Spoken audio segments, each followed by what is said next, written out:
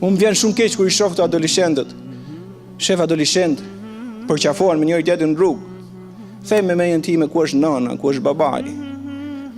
Ata janë të vegjël, ato s'kuptojnë asgjë çfarë po bëjnë. Në publik përqafohen, afrohen. Keni parë gjithë se janë rrugëve.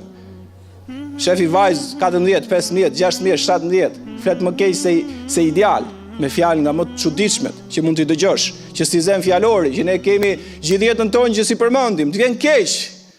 Kur mendon se çfarë kërkon Islami dhe çfarë vetdije duhet të ketë prindi dhe e lën vajzën, ku është prindi dhe si s'vjen me sjell në shkollë, me marr nga shkolla, me kontrollu, me pa ku është, mos me e lën të plotsojnë tjerët pasionet e tyre. Pra ka humb ky bosht.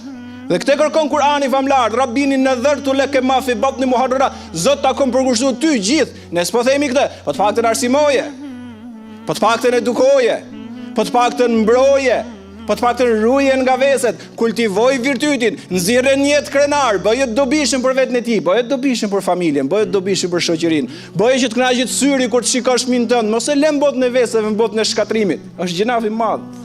Është I krijesë e Zotit, ajo është e pafajshme kur rritet. Në adoleshencë kupton pak. Atëherë janë amaneti prindit që ta ruajnë këtë kohë dhe e ka dhuratë vyshme gjatë gjithë jetës.